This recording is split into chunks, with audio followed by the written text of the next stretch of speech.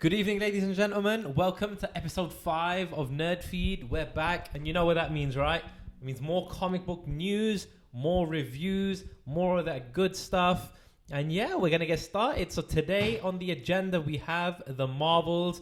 Me and this gorgeous man right here. That's right. We went to watch it last week, and we're going to get into it. We're going to review it. We're going to tell you what we liked. We're going to tell you what we didn't like. And we're going to give you our predictions. So, without any further ado, the Marvels. Okay, so... I mean, that's also, we should probably say, that's also the reason why there wasn't an episode last week. When we record, we actually went to go see the movie. That's right. But yeah, what did you think about the movie? Okay, now, you know my thoughts about the Captain Marvel character. And I haven't really been too fond of the character, you know, in terms of what we've specifically seen in the MCU. In the MCU, yeah. If we're talking pure Marvel comics, she's a brilliant character. Carol Danvers is a brilliant character. I think we touched on that in the Loki episode, right? Yeah, we did.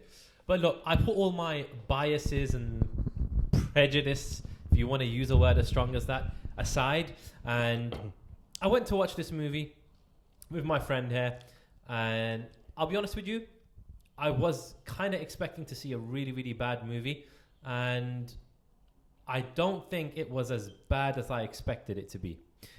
I'm not saying it was a great movie, but I had fun. I think you also had fun watching the movie. Liked it, yeah. We had a good time. We had a good time watching the movie. We didn't go in thinking we're going to get, you know, an Oscar-worthy movie. So our expectations were, you know, kept in check. Although, to be fair, like when you go into an MCU movie, you're not really expecting that anyway. I mean, to be fair, when we went in to watch Winter Soldier, we were expecting something special. Oh, no, I will add, as for Winter Soldier, I wasn't expecting anything. Because that was a follow-up to the first Avenger, which was an okay movie. So we were probably expecting an okay movie too, but it was just... It blew our minds, I think. I agree. I mean, I'm not gonna lie. I was expecting something really, really special. Even then, Winter Soldier is not really an Oscar-worthy movie. No, of course. But let's get into it, guys. Yeah. So, the Marvels. Now, the movie essentially starts out introducing us to the main sort of characters. So we're introduced to Monica Rambeau. We're introduced to Miss Marvel. And we're introduced to Captain Marvel. Now, these characters are sort of in their respective locations, sort of just, you know, going about their business in space. Everything is really, really sort of cool. We see a little bit of the Kree. We're introduced to the villain of this movie. And she was a pretty decent villain. I feel like they could have done a little more with her. But if we're talking about the beginning of the movie, I feel like they sort of set her up as a bit of a fascinating character. I got to give it to them. But essentially, what happens is this movie starts by presenting us with a problem that emerges and plays a key part in this movie. And that problem is that these three characters, Miss Marvel, Captain Marvel, Monica Rambeau, their powers are being swapped. So when they use their powers in conjunction, they actually end up swapping powers, and they end up sort of teleporting and ending up where the last person was. They basically swap places. Bodies. Yeah, that's it. Freaky Friday. Literally that, and really, really cool concept. We get to see Miss Marvel. Now she is Captain Marvel's biggest fan. Yeah. Now it's really cool to see as her absolute admiration as a young girl who looks up to Captain Marvel as a role model, as someone that she aspires to be like. And, you know, she's got posters of her in her room, artwork, everything, you name it.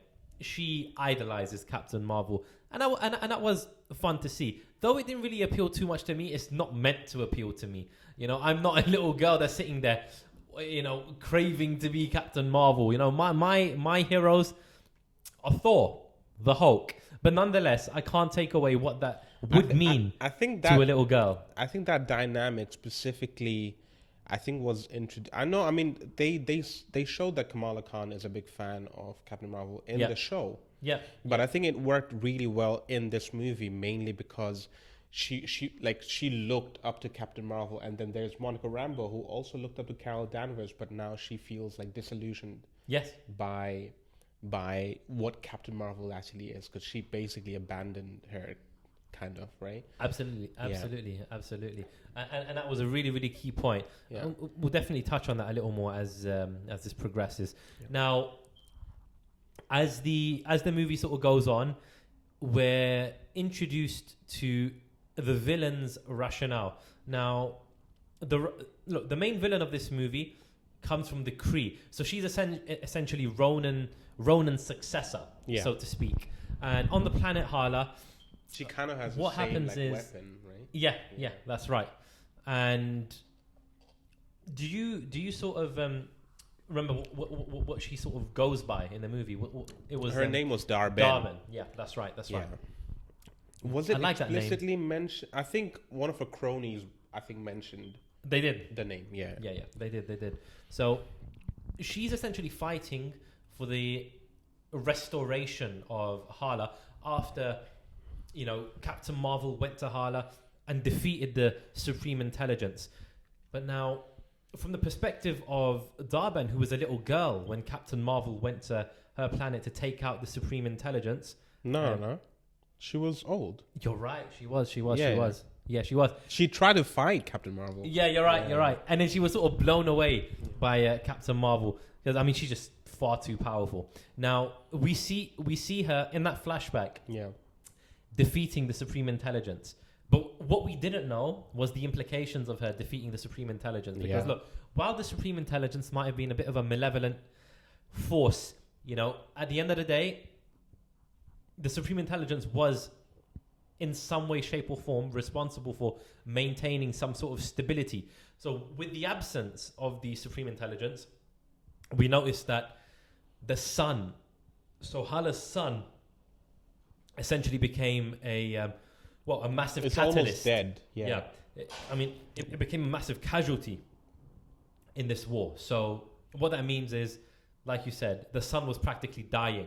Now, the whole premise of this movie is sort of set for us to sort of believe that Darben and her forces, her faction, I should say, have launched this campaign to restore Hala, to save Hala and bring it back to its former glory. But in order to do so, they're opening wormholes to other planets and taking their resources, like water. Yeah. And literally, I thought this scene was quite fascinating. I didn't like the planet that they went to because it was a bit weird and quirky. In that planet, we're going to come on to this, but essentially what happens is they open some wormholes and they transport the water from that planet back into Hala. Because, Hala's desolate at this point. Yeah. It's barren. No water. The sun is practically dying. Everything is just all over the place. They mentioned that there is like a drought. Yeah, absolutely. Yeah. So they're trying to restore things. Now, what happens is along the way, our main heroes are sort of, going along their journey. Their powers are being swapped, but they're actually training together. They're trying to synchronize There's their a montage. powers. Yeah, there is. There is. And, that was really cool. They're trying to sort of bounce off of each other. They're trying to work with one another. And it's proving to be challenging, but eventually they're slowly starting to get it. Now, look, when they go to this planet, the planet that they visit, after the Kree and the faction of the Skrulls... it's a refugee camp. Yeah, that's right. So what happens is, Darben actually... practically, for all intents and purposes, destroys an entire in that planet, she's basically sucking up the atmosphere. That's right. To Hala. Yeah. And because of this, the Skrull faction again, they're displaced again, which is really, really sad. Because ultimately, the Skrulls have no home, and it's quite sad to see. But what happens is we see a cameo from Valkyrie, and how did you feel about the cameo? No, I thought, if there was anyone who sort of, who can sympathize with that plight, It's probably Valkyrie. She's lost her own people. Yeah. She's living in a completely different I'm sure place now. there are people in that universe who have also been displaced. Yeah. But obviously, it's the MCU. We only really know of Valkyrie, so it makes Yeah. sense to use her So to say that story, I guess. absolutely. So Valkyrie receives a message from Captain Marvel, essentially requesting her aid because look, there's a whole group of Skrulls that are now homeless. So what happens is Valkyrie arrives with the Bifrost, which was cool. Yeah. I had a couple of questions about that, but I thought that was cool. Now, I mean, they used it in Love and Thunder, right? no, they did. Yeah. But I mean, I sort of was under the impression that, it was Thor, and because of his, godhood, so to speak, it was his right and only his ability. No, I think to sort of Thor can access just do it or like naturally. Yeah. But I think they've made a Bifrost, Yeah. like a gate Yeah. in New Asgard. Yeah, fair enough. Yeah. Fair enough. So essentially, Valkyrie arrives and she's helping Captain Marvel relocate this band of refugee Skrulls, essentially. So, and it was really, really good to see. And again, the Skrulls seem completely disillusioned with Captain Marvel because in their heads they're thinking, look, you were supposed to protect us. Now we're having to flee again and again and again. We've got no home and we're abandoned again. Though we found some sort of refuge with Valkyrie, now we have to settle again. Now we have to go through the whole process over and over again. But anyway, Captain Marvel, Kamala Khan, Monica Rambeau, they end up on a new planet. Now, they go to this new planet because, well, essentially Captain Marvel, in a ceremonial sort of It's a state, she she's mentions married it's like to political. someone. She's or yeah. something, So she's married in a sort of political front to the was he the prince of this singing planet? I call it the singing planet because people on this planet don't communicate with each other through normal, room-friendly speech. You have to sing. The language is fellow, music. Yeah, you have to sing to your fellow man or fellow woman in order to communicate with them. And if they want to respond to you, then they have to equally sing back to you. And if that's not happening, you can't carry a conversation. They don't understand you. And I just found the whole thing a bit cringe. It was funny for a second. No, but you have to. It was a little cringe as well. You do have to understand that this is literally a kids' movie, right? So they're trying to keep it lighthearted, as lighthearted as possible. No, I see what you're saying, but I mean, we did see an entire planet being destroyed as well. And Lion King is a kids' movie. You see. No, you're right. You're right. You see the dad get trampled. No, you're absolutely right there. You're absolutely right there. So essentially, what happens is it's from that planet that wormholes are starting to be opened. Jump points, I believe that they refer to them as. So, Darban and her band of Kree, they're sucking up all the water from the planet, and transporting it to Hala. And this looked really cool, and it sort of brought me back to the Man of Steel stuff with the world engine, terraforming stuff. I love stuff like that. I gotta say, I love stuff like that. Just looking at sort of planetary impacting machines being able to sort of pull off feats like that, really, really cool to me. I absolutely love stuff like that. But anyway, before all of that happens, Captain Marvel, Monica Rambeau, Kamala Khan engage in like a three-way fight against Darban. And they're doing well. They're swapping of powers, they're swapping of bodies, whatever you want to call it.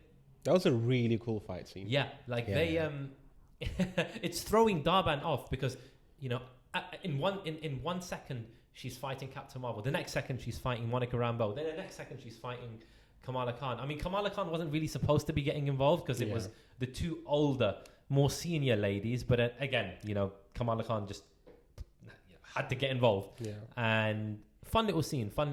So they lose, and essentially what happens after that is we've sort of moved on to the part where, look, the heroes are thinking of ways that they can sort of combat Darben? How are they going to do this? You know, we haven't touched on the bracelet. So that's what the movie starts off with. Yeah. So Darben is looking for something, and she tries to, like, I guess, mine into a moon or something, and finds that there's only one bangle, and like the other one's missing. That I guess connects with. So when you were talking about the problem that the three Marvels had, where they were just swapping sides, the problem with Darben was that she was missing a bangle, and that sort of brings both of the stories together, I guess. It also sort of makes sense where, the first planet that Darben goes to steal the atmosphere from is sort of under the guardianship of Captain Marvel. Yeah. So in that way, it connects as well.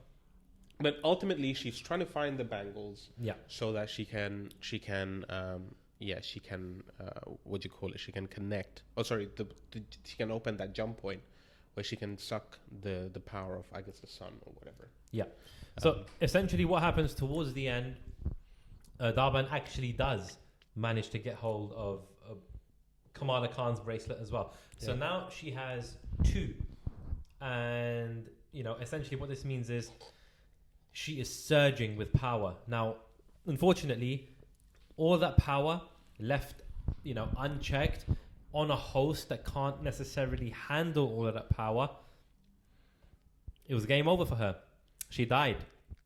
And what that meant was she was then no longer able to carry out her plan of, reigniting the sun to bring Hala to its former glory and to save, in her mind, her entire people. Now, her aims might have been relatively noble from one perspective, on the one hand, but, if you sort of look at it, she was prepared to kill a whole group of Skrulls. And, I found that for someone who claimed to be, have benevolent aims, her means were obviously very, very brutal. And look, in some movies and in some examples that we've seen in the past, things like this can come off as quite compelling. I didn't find it as compelling as it could have been with this character, only because I felt like we should, and we should have got a little more time. Like, look, we've seen characters like Thanos in the past. Now, Thanos literally wanted to wipe out half the life in the universe because in his mind, this would bring some sort of balance and there'd be an abundance of resources for the remaining half of the universe to sort of share and, flourish in. He was a genocidal monster. But he had a monologue. He had various scenes across, Infinity War where he explained his madness. And we sort of, as crazy as it was, we had an idea of why he was doing what he was doing. And it kind of made sense in some strange way. Now, look, we've also seen examples in Magneto. Yes, I know he's not the MCU. Well, he could very well be moving forward. But again, we see Magneto liberating the mutant race, having suffered, his own sort of persecution as a Jewish kid, growing up, watching his mother get killed by the Nazis, and then internalizing some of that anger and hatred, and then using it to empower himself against those who he deemed to be, maybe lesser than himself, and those who persecuted him. So Magneto, look at some of the things he did, obviously heinous, but again, because of everything that he experienced and because of his purpose, we can see why he's doing what he's doing. So I just wish, I mentioned these examples because I wish we got a little more of that with Darben, because there was potential. There was definitely quite a bit of potential there, and I wish we sort of tapped into that a little more. I personally thought that her sort of motivations were better than most MCU villains, to be honest. But it's just that you're right. Because the examples that you're comparing to, unfair examples, mainly because I'm not even trying to knock your argument or whatever. They're mainly unfair because they didn't really give enough time to Darby. Yeah, no, fair enough. I think this movie in general suffered from a short runtime. Yeah. I think it needed like 10, 15 more minutes. Imagine if out of the 15 minutes, 10 was dedicated, or even not even 10, half of it, maybe 7 was dedicated to just fleshing out her backstory a little bit more. Yeah. Because I thought like her story kind of has parallels to Baron Zemo's story, for example. Yeah. Where, you know, Captain Marvel just went and destroyed the Supreme Intelligence, right? Yeah. But like that's what she thought that her mission was, but she didn't really see what the implications of that action was going to be. The same way where, you know, the heroes, we saw them fighting in Sokovia, and they were trying to like, I guess, dim this Ultron situation down, but they didn't realize that, oh, their family's dying here. Yeah. And one of them went on to like completely break the Avengers apart. Yeah. Right? Yeah. So, I maybe it's a commentary on, like, I guess, it's not too meta, I don't think. Maybe it's a commentary on the superhero sort of culture within the MCU altogether, where you really see one side of the story. Yeah. It would have really helped if they leaned on that a little bit more, where you'll maybe, because to say Infinity War to me is like a Thanos origin movie. Yeah. It's not really a superhero movie in that sense. Mm-hmm. You spend so much time with Thanos, you almost think that it's his movie. Maybe this movie, even I understand that there's like 3 leads in this movie, right? It's like the Marvels, right? But maybe Darben, it would have been fair to give Darben like the same level of exposure, because then maybe you sympathize with her a little bit more. Yeah. Because her situation is sort of, I guess you can empathize with it. Her planet is dying. She will do anything. I reckon if Tony Stark was in that position, or like Reed Richards was in that position, they would do the same thing. Yeah. I mean, Reed Richards literally did the same thing in Secret Wars. We might even see that. Yeah. He went and killed other Earths. Yeah. I mean, didn't you find it interesting, the name that she gave Captain Marvel? She called her the Annihilator. Yeah. Because that was literally a name that was sort of given to Captain Marvel, because, I mean, she was regarded as an annihilator because of what she did to the Supreme Intelligence and because of what that meant for the Hala itself.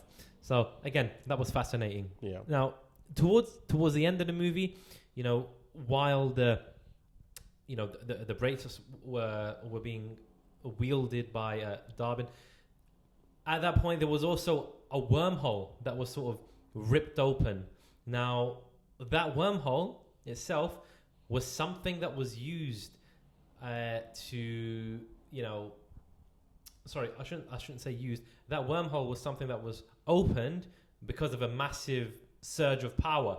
Now, that needed to be closed, and the only way that could have been closed is if, well, Captain Marvel and Kamala Khan imbued Monica Rambeau, because of her powers, the ability to... What are even her powers? It's not really made clear, is it? She can absorb energy and then light exert it. That's right. So, and I guess as a extra to her power, she can also sort of phase through objects, I guess. That's right. So Captain Marvel essentially blasted her with a great deal of energy. Do you remember if Kamala Khan also they involved in did that it as together? Well? She did, right? She wore the 2 bangles. That's right. And used her powers and Captain Marvel's powers, and she absorbed all that energy. That's right. So Monica Rambeau was probably at her peak power level at that point. So she went to the other side of this wormhole in order to close it, and she used her powers, and that's it. She managed to close the portal. And with her on the other side. Yeah. So she's stuck. And the question is, where is she stuck?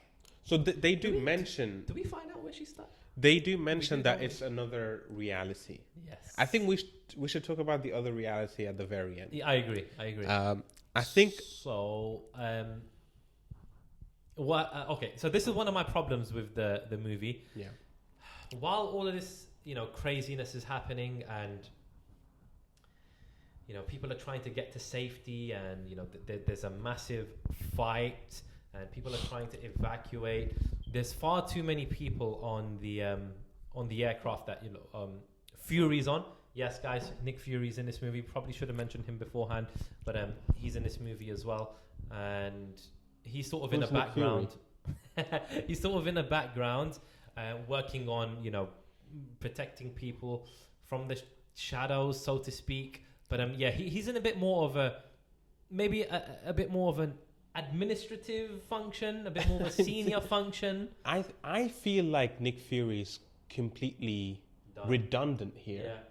Like if it was a different character, it literally wouldn't have made a single difference. I don't mean like a different Marvel character. I just mean like a nobody who was the admin of that ship. It would have made no difference. Also, did you notice how this Nick Fury is so different to the Nick Fury that we saw in Secret Invasion? Yeah. Supposedly this takes place after Secret Invasion, right? Unless I'm wrong. I think you're right. But this Nick Fury feels completely different. Also, where is his wife? Good point. Yeah, where is she? Maybe she's with the Skrulls, just hanging out. Yeah. Anyway, you were mentioning while everyone's sort of like panicking. She can shapeshift, right? So she can just be someone else. Maybe she's Captain Marvel. No, we've so then we come to the ship, and people are evacuating. Everything's all over the place. So what they do is, God, I don't even like talking about it. It's just so silly. The Flarekin. It's just ridiculous. I mean, I leaned over to you and said the cat's gonna eat them. Yeah, you did, and then that's exactly what happened. Yeah, so it was guys, telegraphed. The way that the people get off the ship is to be deliberately eaten by. Deliberately is a stretch, because most people were running away. No, you're right, but I mean, at the end of the day, that was the sort of plan, and some people were just ready for it. So, look, the plan was for the Flerkens to devour people, to suck them into their stomachs, because there were far too many people on board. And this way the cats can store multiple people and then sort of regurgitate them once they land on Earth. So that's literally what happens. And everything's happy and dandy. Oh my God, one thing that we forgot to mention, which I think definitely should have been mentioned, Kamala Khan's family, man, they for me added such a hilarious angle to this movie. I think in general, like, they were easily like the best part of her family, and I thought like Iman Vellani, just Kamala Khan in general, was easily like the best part of that movie. I agree. I agree. So we come and see her family. That sounds biased because we're brown, but genuinely, I think the way they portrayed family is not that far away from how our families are. So look, she belongs to a South Asian family. Her parents have accents. Her brothers are. Cool her dad just goes off on like a Urdu tirade. Yeah. So he talks Urdu in the movie. Yeah. And this is the first time we've actually heard Urdu, this much Urdu in a Marvel movie. Yeah. And it's quite. We heard some in Iron Man, but it was terrorists in that. We heard Mark Ruffalo as well. Do you remember in Avengers? Very briefly. That was a bit. Well, technically, he was speaking Hindi. Yeah, he was in India, I think, for that scene. Yeah. So, I mean, there's a really fun part where they're coming down on a spaceship. They're going back to Earth. Oh yes. And Kamala Khan's brother is reciting the Shahada. He's reciting the kalima, La ilaha illallah Muhammadur Rasulullah, like really quickly and repeating it. And it was hilarious, man. It was hilarious. I also like when. I think when she wore the two bangles, I think she goes Bismillah. Yeah, she did. Yeah, and it was quite cool. It's just, I know that people talk about like inclusion and stuff, and how sometimes they're ham-fisted in, and sometimes they feel like performative. But honestly, some of the parts in this movie where they do, they do embrace Pakistani or Asian culture, or they mention like the Arabic sort of, I guess, the using Arabic the Islamic chants terms or and whatever, stuff. It's interesting close. because it's close to home. we've never seen it. The only time we see things like this is is if it's a terrorist doing it. Yeah. Like in the first Iron Man movie when they were in Afghanistan, I believe it was, right? Yeah. Yes. They were in Afghanistan. Yeah. But you're right. It's cool to see. Again, I'm not too into the look. Essentially, the way I feel about inclusion is, yes, it's significant because justice should not only be done, justice should be seen to be done, and the logical extension of that is to include people who aren't included as much as everybody else. So what we have to look at is who isn't featured so prominently in these big like Hollywood mainstream movies. Yeah, exactly. South Asians, Muslims, and because we're seeing a little bit of that, it's nice. It's definitely nice to see. But the way I felt about these things is as follows: I don't like it when it's shoehorned in. Thankfully, this movie did not shoehorn anything in. Yeah. It felt real. It felt I don't authentic. think there was anything like cultural, or at least too much cultural stuff in it. No, I agree. It just felt like a normal family situation. They just happened to be Pakistani. Yeah. And that's the best way to do it, because look, the more you focus on these details, the more contrived it feels. Because if they spent half the movie with I don't know. Okay, so there's Arabic writing here. Oh, there's another text there. There's a book of hadith over here. There's this over there. This over there. That felt like too much. There you go. I know they showed at the the only bit that was like, oh, that might be a little too much. There was cricket playing on the TV while they were sitting in the living room. Yes. I don't think they just I don't think they're all watching cricket like all the time. But it's true for some people. But But guys, we're probably gonna save for me the most monumental part of the movie. Before we get to that, because that was essentially like a post-credit scene, right? Okay, cool. Do you want to come to the? No, let's just talk about like our overall score. Sure. Oh, I didn't want to mention, in defense of that Flerken scene, right? I'll repeat that it is a kids' movie. And also, I'll say that it's probably like a good Chekhov's gun kind of argument, where if you show an element of a movie, like you should use it. I think the Flerken thing, they sort of showed that the cat can sort of eat something and then regurgitate it earlier in the movie. So it was nice when it came into play in a much bigger scale. I see what you mean. Later on in the movie, I think like from a creative standpoint, I thought it was really smart. And secondly, in terms of, because every Marvel movie has this kind of like pet, right? I mean, the what do you call it? Guardians, like Volume 3 had Cosmo. Shang-Chi had the whatever the hell. It was like a cushion with wings, right? So every Marvel movie has something like that now. But they don't really do anything. Right, I think in Shang-Chi the cushion with wings was like guiding them through the maze. The cushion with wings. Sorry, I know it's what we saw, but it's just when it's you accurate. say it. I don't know. I forgot the name of the cushion. No, so fine. Mandarin Junior, right? It was guiding them through the maze, but that was like a small part of the movie. This was like actually, I mean, the cat was literally helping like hundreds of people. So, I mean, what was if you were to give it a score out of 10, what would you rate the Marvels? We're going to come onto our score, and so I think my score might like anger people who generally really like the movie. I'll give it like a 6 out of 10. But I will say that by saying I really, really like the movie. Okay. Right? I thought it was like a really fun movie. I wouldn't mind watching it like a second time, right? Yeah. But I thought because I know the movie got slammed a lot from like the reviews and stuff. I will say it at like 62% in terms of reviews and stuff on Rotten Tomatoes, which doesn't really mean anything. But that's sort of 62% is like a 6 out of 10. Yeah. I think that's accurate. Yeah. I think that it was like a really fun movie, but as you say, like when you're trying to design a movie that's designed for, when you're trying to design a movie that's like aimed at kids, um, writers specifically take some shortcuts. Yes. Without really explaining too many things, like the musical thing, the musical planet. I thought that was really funny.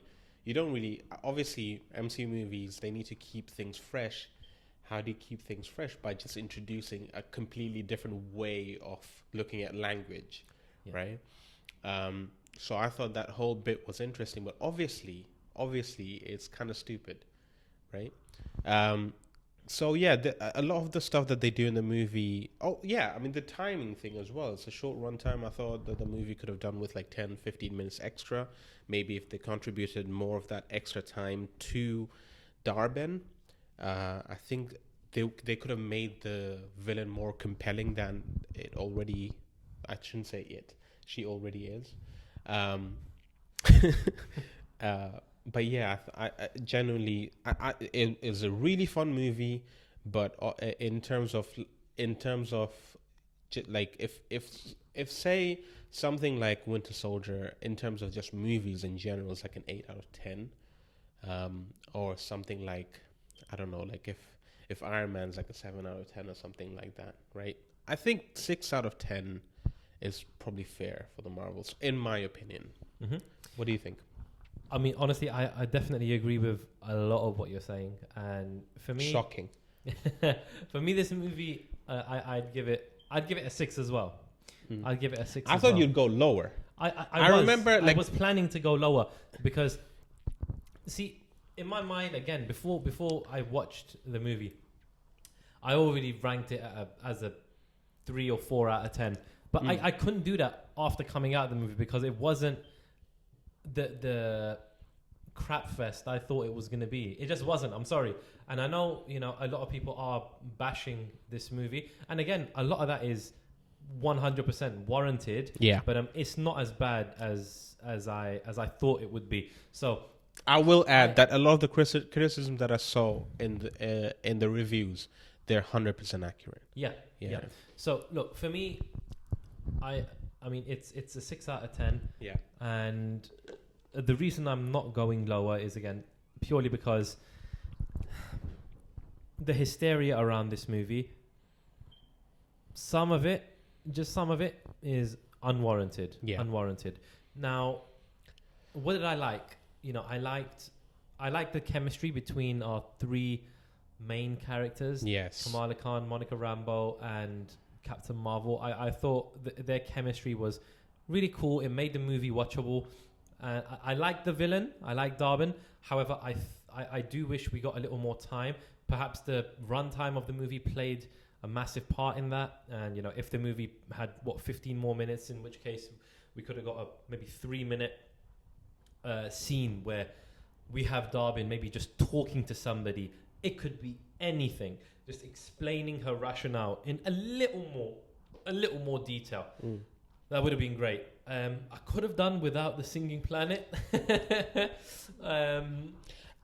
Maybe the whole movie should have been the singing planet. I think I would have liked that. Because that did sort of, make it a little weird for me. I did like that bit though where, because Captain Marvel was like, stop, we just got to talk normally. Yeah. And then they're like, he's bilingual. Yeah, that was funny. I agree. So what? He's the only person that's bilingual. So he can understand common, room level language and singing. Okay, cool. So why can no one else, I'm sure there are others. But in Pakistan, for example, people know English, but they speak Urdu. Right? Do they sing though? Most of them do. Okay. To be fair, they do sound like they're singing there. Guys, I'm joking. Please don't cancel me. I mean, you can't cancel me anyway because I'm from there anyway. So it is what it is. But yeah, 6 out of 10. I'm not gonna say a valuable addition to the MCU, but what I will say is it's keeping it going, so to speak. But it does set something up. Now it definitely set something That's up. a good segue, I think. And we were waiting to talk about this, guys. We could not wait to talk about this. The post-credit scene of this movie tells us where Monica Rambeau ended up. Now, did she end up... I think you did mention that this is like one of the best post-credit scenes that you've seen. I stand by that 100%. This post-credit scene was probably the best post-credit scene I've seen in the MCU. And how crazy, right? For me to give this movie a 6 out of 10, but then the post-credit scene ends up being the best. Technically, that's not part of the movie if you think about it. No, fairs. So, Monica Rambeau wakes up, except she doesn't wake up in our universe. She is in a parallel reality. Yeah. She wakes up and she sees her mother, Maria Rambeau, sitting there, half asleep. And then she taps her, asks her to wake up, just being absolutely hysterical, practically crying, because her mother's dead in her reality. But in this new reality, her mum is literally sitting right in front of her. And then Maria is just really confused. And she's thinking, mother? Why are you calling me mother? And then the moment we've all been waiting for. A big, blue, familiar beast just walks straight into the room. It's the guys from Avatar. Hank McCoy walks in, guys. The beast. X-Men. It's happening. Okay? And he explains that he theorizes that Monica's from a different reality. She came in through a tear, and he's helping to heal her, to help her get her strength back. And then he mentions that Charles Xavier wants to do some tests on Monica. I mean, wow. And then we see the X door. Yeah, behind Beast. Wow. Yeah. In the cinema, as it happened, I was like, oh, shit. Yeah, you were it was an loud. Audible gasp. Yeah, I was loud. I was loud. And no apologies, I don't care. But that was really cool to see, because now the possibilities are endless. I will say, I'll repeat what I said, but maybe less of a tough extent. I personally thought that maybe they shouldn't have included that, mainly because it sort of takes away from the movie. Because all we were talking about after leaving the movie was pretty much that post-credit scene. And it doesn't help that maybe it's sort of ironic when you're sort of more excited about the post-credit scene than the movie itself. Maybe that. I was going to say maybe you should have just saved it for like a more prominent movie, but there haven't been prominent movies recently. So I don't know who you save it for. It makes sense, obviously we see Monica go to the other side, and it makes sense to show that in that I guess in that time, I guess. Yeah. So this sets up the X-Men. Yeah. This sets up a whole different group of characters that we're about to see. This potentially sets up Secret Wars and stuff as well. Absolutely. So, overall, very good post-credit scene. A decent movie. And that reality probably has a Kang.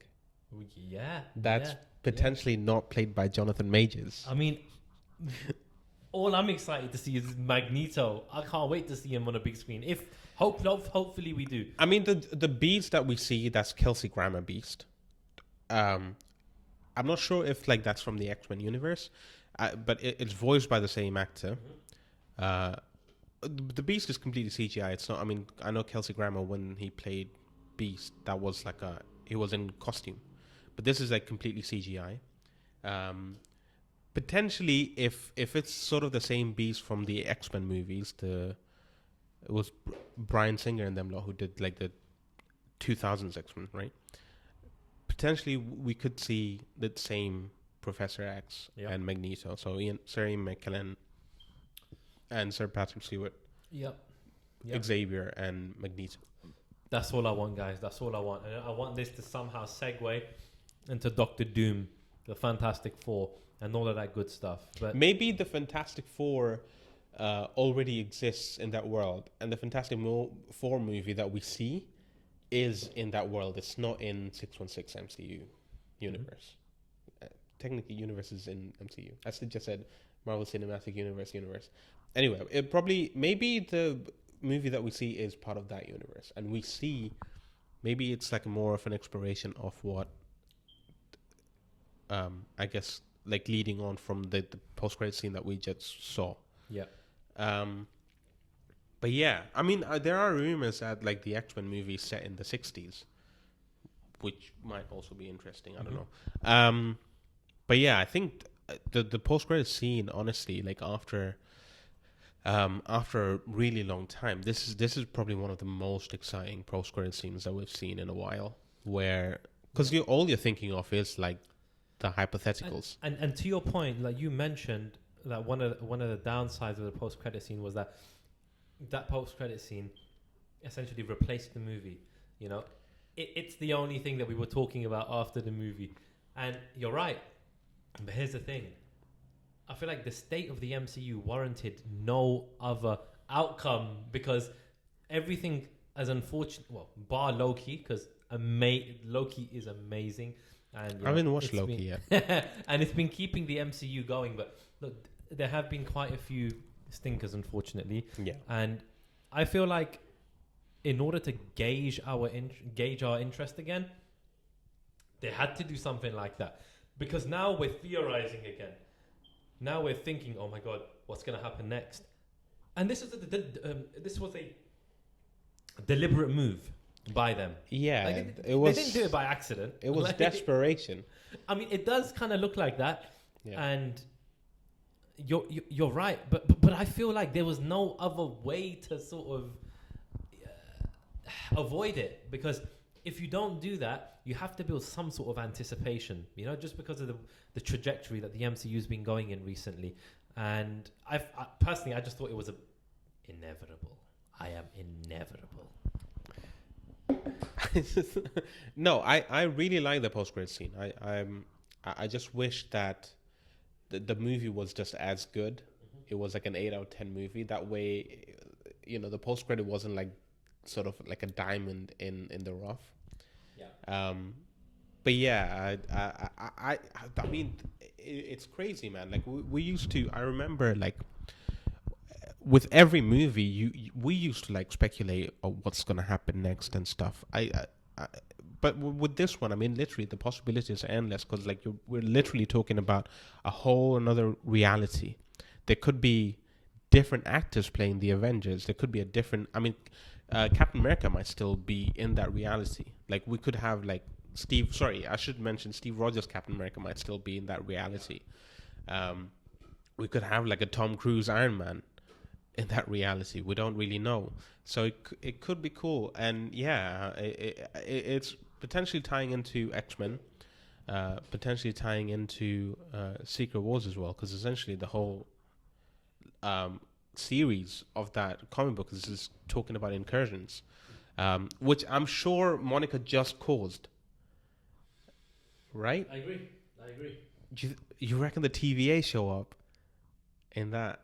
Because that could... I mean, I don't think the TVA deal with incursions specifically, but they could... That could be their modus operandi now, because they're not really pruning timelines anymore. So, yeah, literally, the possibilities are endless, honestly. It was... Yeah. Also, Beast... You mentioned this after we came... Beast was probably, like, the perfect character to use, because he's not too high profile, and he's not too low profile either. Yeah. So yeah. So they didn't really like jump to Xavier, or they didn't like show Kitty Pryde or anything like that. Because that would have been too on the nose. Yeah, that would have been... Yeah, you're right. I mean, they did show his door.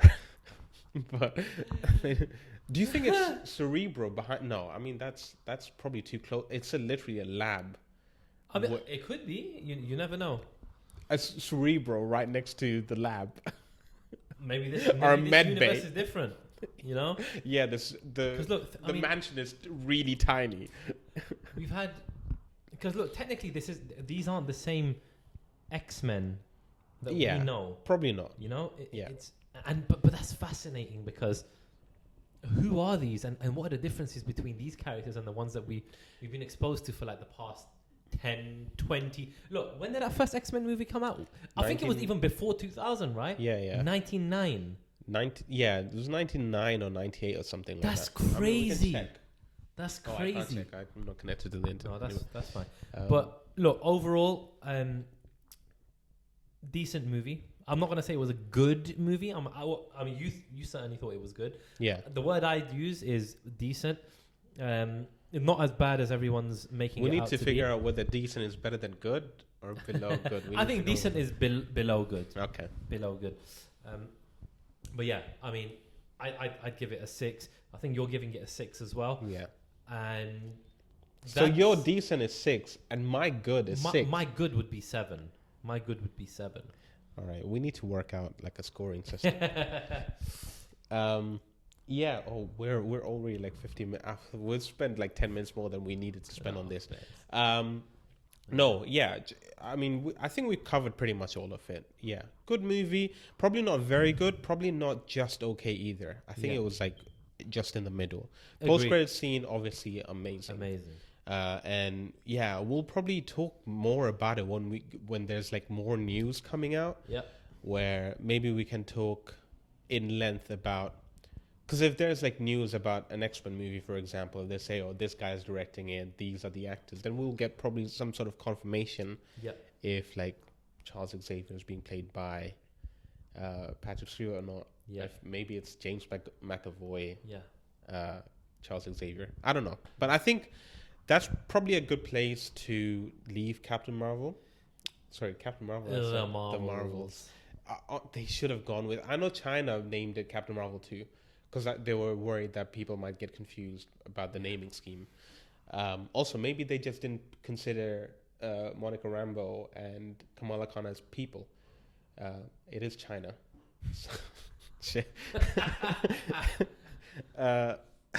Joke. That was a joke, guys.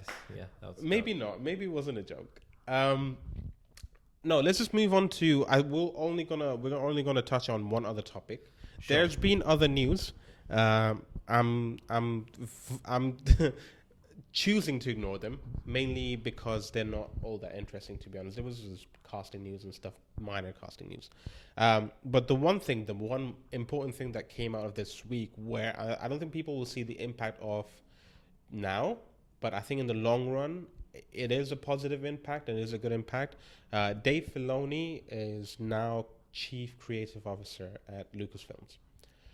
So for people who are not really familiar with Dave Filoni, if they follow Star Wars, they should be. He was essentially in charge of the Clone Wars when it came out. That's how he got into Lucas. Well, sorry, I shouldn't say that's how he got into Lucasfilms, but that was like his first main sort of project. And that sort of spilled over to Rebels. Yeah. And then we essentially saw him in The Mandalorian. Yeah. And that was basically his first foray into like live action stuff for Star Wars. We've seen him dip into other projects as well. So like Obi-Wan was like a Deborah Chow thing, but he was like an executive producer in it and stuff, I believe. But every other Star Wars stuff that has come out on Disney Plus, he's been involved, but he hasn't been involved with the movie stuff. Yeah, that's been like Kathleen Kennedy's thing throughout. Right. I mean, I'll start this off by saying I think this is amazing. Yeah. Dave Filoni knows exactly what Star Wars is and what Star Wars should be, and he knows the direction that Star Wars should be going in. Didn't George Lucas? It's great news. Didn't George Lucas say that Dave Filoni was basically like a holocron on like an encyclopedia on Star Wars stuff? So, something along those lines. He knows what he's doing. Absolutely. You know, Dave Filoni commands a certain level of authority and respect. Look, his history speaks for itself. Like you mentioned, Clone Wars, Rebels, The Mandalorian. Yeah. This guy knows what he's doing. You know, he can come up with insanely good ideas. He isn't afraid to, try something and just run with it. And that's something that we really, really like. You know, he can... Look, do you remember that season. I think it was season 7, episode 9 or 10, Clone Wars episode. Never watched it. Where you know. That was the last season, wasn't it? Darth Maul and Ahsoka met face to face at the Siege of Mandalore. Yeah. Wow. I mean, the whole of last season is fantastic, and it's more of a accomplishment given that there was a massive break between 6 and 7. Yeah. And they were able to bring all that talent back, which speaks on its own, really. I remember my favorite stuff with the Clone Wars stuff was when they delved more into the Force, like the Mortis episodes, for example. I think amazing. The way you spoke about the Mortis episodes just made me want to watch Clone Wars even more. I think at that point I hadn't watched Clone Wars. Yeah. But yeah, the Mortis episodes were really cool. Like everything else, when they went to that Sith planet, for example, where the Sith temple was. I forgot the name of it. Yeah. But yeah, all those, it was all Dave Filoni and his writing and stuff. No, I shouldn't. Not 100% of the credit should fall to Dave Filoni because the people are involved, but he was like guiding the story. He was instrumental in all of this. So I think if anything, Star Wars basically needs someone who knows what Star Wars is, and I think Dave Filoni is the guy. So in terms of the job, it's essentially a promotion, and a chief creative officer. A chief creative officer's job is essentially to greenlight what sort of movies and TV shows get made. So he's the one who's going to sign off on projects, and it's probably safe to say the same way like that we see Kevin Feige and Marvel. He's been like the guiding force. Mm-hmm. For MCU. God knows that there's been a lot of duds recently, but he's got us there. Yeah. Dave Filoni could be that guy for Star. I think we mentioned on like just in our casual chat that maybe Dave Filoni should have Kathleen Kennedy's job. Not that Kathleen Kennedy is terrible; she's a fantastic producer, but she, with all due respect, there are better people to handle Star Wars. The sequels are a great. It's like a great reason why she probably shouldn't be in charge of Star Wars. But yeah, I think that's very positive news for Star Wars going ahead. I will go over some of the projects that are in the pipeline. Mm-hmm. I'm assuming they're safe, mostly because they're not that Disney isn't afraid of like throw stuff out just because they don't want to get it done. But I think because the topics of those future projects are interesting, maybe they'll get made regardless. Mm-hmm. These are basically the Knights of the Old Republic movie from James Mangold. It's still in the works. The Mandoverse movie from Filoni himself. I mean, if he's chief creating officer, he's probably not going to throw his project in the trash.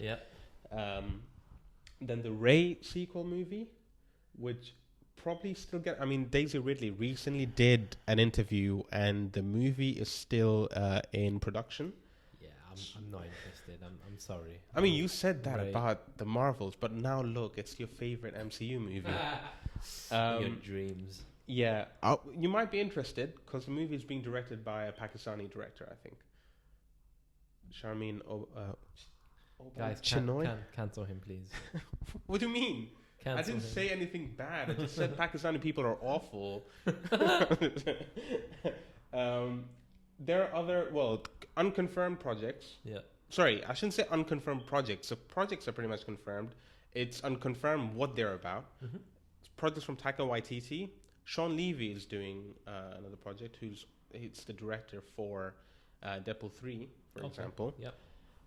No idea when he's going to get to that, but he is like a comedy director, so it could be a comedy Star Wars movie. Mm-hmm. No, it doesn't have to be, but it could be.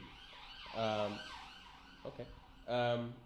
And then there's some TV shows that are in development as well. Skeleton Crew, which is I'm assuming it might be more of a kids show because the main cast is mostly kids. Yeah. And then you have the Acolyte, which I'm personally looking forward to. It's basically a Sith apprentice. Dark side. Yeah. Season 2 of Andor is this is going to be highly anticipated. I mean, that's pretty much Mandalorian. Andor is pretty much the only thing that's been working recently for Star Wars. I don't think they'll cancel Andor at any point. And the potential season 2 of Ahsoka, which Dave Filoni is personally sort of exploring. If there's like a opportunity for that, I think it will get made. If he wasn't CCO, it probably wouldn't get made, because I mean, you can watch our review of Ahsoka and how we felt about the show. It's not very good. But I mean, Dave Filoni was personally involved with that. He wrote a few of the episodes. He directed 2, I think. And yeah, I mean, in terms of, I mean, Dave Filoni has an excellent track record. It sort of fell flat when it came to Ahsoka. But if you look past that, obviously he's a very capable person when it comes to Star Wars. I think all the projects that I mentioned are probably getting made. Mostly because they don't seem like too expensive.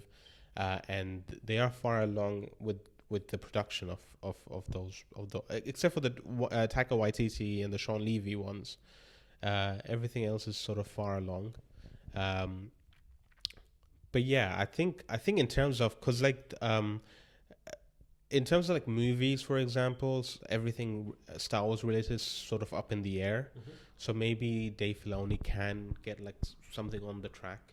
And we might see more Star Wars movies or TV shows that maybe explore the Force, for example. Maybe explore stuff from the extended universe that Disney canceled as soon as they bought Star Wars. We were talking about how the Beast cameo sort of exploded. Hypotheticals, like the possibilities are endless. I think with Dave Filoni and Star Wars, the possibilities are endless too. I think that's good. I'm totally with you there.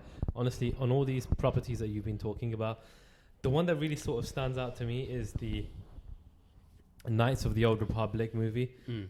I mean, if we get a movie that's even half as good, just half as good as what the Knights of the Old Republic should be, then we're in for something special. I thought you were going to mention Logan. Because the same guy's doing it. No, I know.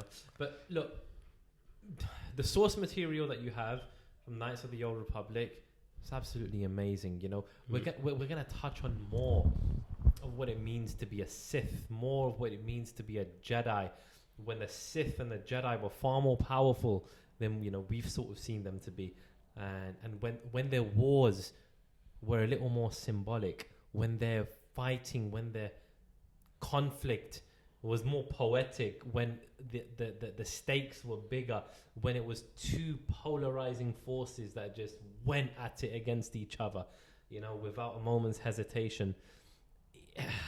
Just, it brings me back to the old school video games and the animations.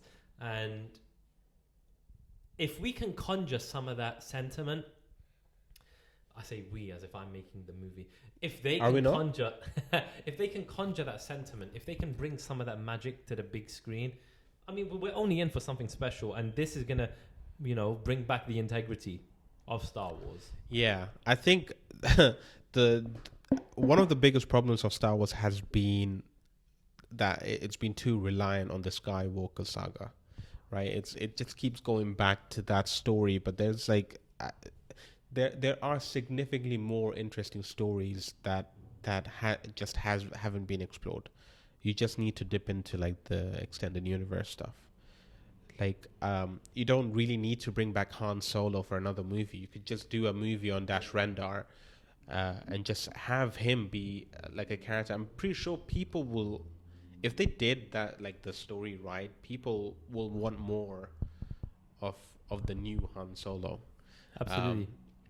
Yeah, I don't know, man. It's just, I mean, Dave Filoni is sort of responsible for bringing some of that stuff in. Like Thrawn was extended universe up until they brought him to Rebels, for example. Yeah, maybe we'll just see him sort of uh, tap into the dark side. No, we'll just see him tap more into like the backlog of the quality content that's available for Star Wars. Yeah. But yeah, again, possibilities are endless. But the right man, I shouldn't say man, that's sexist. The right person. The right person is in charge, I think, to... Indeed. If you want good Star Wars stuff, you just give the keys to the right person. Yeah. Yeah. I think that pretty much covers...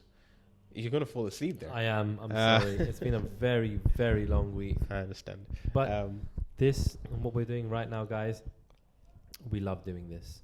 Yeah. This is something that we've been wanting to do for a very, very long time. And sorry for the emotional interruption, but no, I just wanted to say we really love doing what we're doing right I'm now. okay with it. I don't Tell your mom and dad to subscribe. Yes, make sure. Please make sure. I would say with everything that's happening with Lucasfilm, with everything that's happening with Star Wars, I want it to get back to a point where we're focused less on meaningless gestures, and we're focusing more on substance and stuff that actually means something. So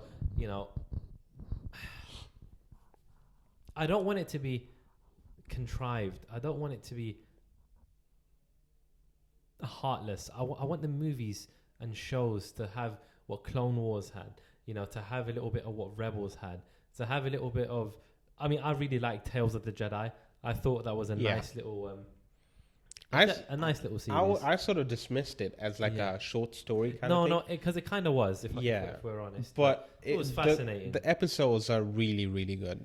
Absolutely. And they're very reminiscent of like obviously the animation style is the same, but they're very reminiscent of Clone Wars. Yeah.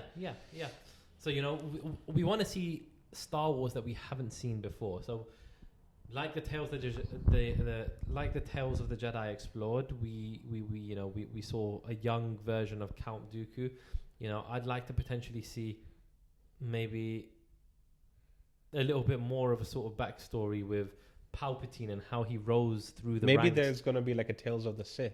Yeah. And they could focus on Palpatine. Yeah. And how he, met Darth Plagueis, how he was, groomed by him, and how he plotted against Darth Plagueis.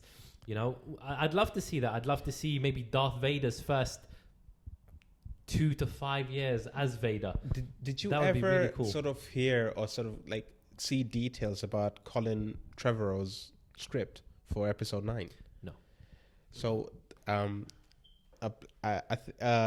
Plagueis actually shows up, I believe, in that script. The script isn't any better than... No, so I shouldn't say any better. The script isn't as bad as what we actually... What we got. Yeah, but it's not like significantly better either.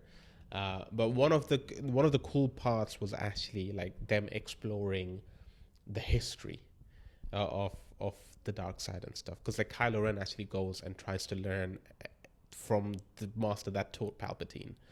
Wow. And now you see that right there. Yeah, that's fascinating. Yeah. Anyway, I mean, if they can, or Kylo Ren's dead. But if they can do something like that where they explore, I mean, maybe the Acolyte might touch on that. Maybe they will touch on the dark side a little bit more through that show. But they need to do more. I think just exploring like the light and the dark side. Absolutely. Getting into the ethos of both the Jedi and the Sith, and why they believe what they believe and where their differences came from, because I believe they were all one at one point, and then they I think that's how it was. It was just a force sensitive.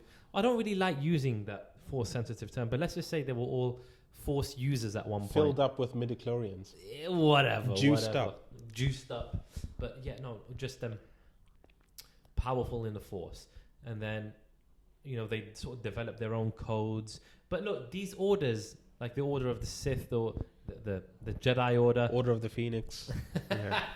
You know, these are histories with really rich substance, and just to sort of tap into that would be so cool. Even just like maybe not even Jedi's or Sith, maybe even just introducing like Grey Jedi's, for example, would just be cool on its own. Yeah, because Grey Jedi, I mean, the whole concept of a Grey Jedi would be really cool to touch on, because you know, maybe these are a faction of people that have looked at the Jedi, looked at the Sith, and have thought, you know what, the Jedi have been just so lazy and complacent and arrogant. They just think that, you know, that they can reign supreme and be oblivious to the threats around them.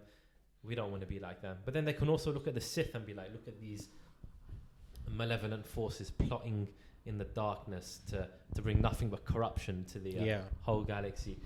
We can't have this reign supreme either, you know. So just, it's like, how do we sort of reconcile both of these? Well, we'll have our own code. We'll take a little bit of you and a little bit of you, take the best from both, and we'll come up with our own. Yeah. Maybe that's like another episode where we can discuss that. Yeah, and we will do that. I think we're going off on a tangent from the Dave Filoni news. But yeah, just in general, I think it's exciting news. If you're a fan of Star Wars, I think you should be excited. But yeah, I think let's end it there. I know we missed last week, but hopefully the discussion today has made up for it. And yeah, barring any sort of surprises, we'll carry on uploading. But yeah, thanks for joining. Again, if you're a returning customer. And yeah, if there's anything that you'd like to point out about what we've discussed today, just go down in the comments and let us know. How did you think about Marvels? If you watched it, maybe we should have said spoiler alert at the start of the video. Well, too late now, guys. Spoiler alert, guys. Yeah, spoiler alert. But yeah, if you've seen the movie, let us know what you thought about it. What did you like? What did you dislike about it? Yeah. I'm sure there's like points for both. Mm-hmm. And yeah, see you guys next week. Yeah, thank you guys for tuning in. We sincerely appreciate all your support, and we will be sort of posting regular videos on a weekly basis. And we do this for you. Is there any topics that you feel like you might want us to talk about? Pop them in the comments. Tell us what you thought about the Marvels, and just sort of tell us what you want us to touch on next. And yeah, we hope you're enjoying this. We hope you're riding the wave. Make sure you get your friends, your family, everyone to like, subscribe, watch, share, and comment, and just spread the word. Thank you.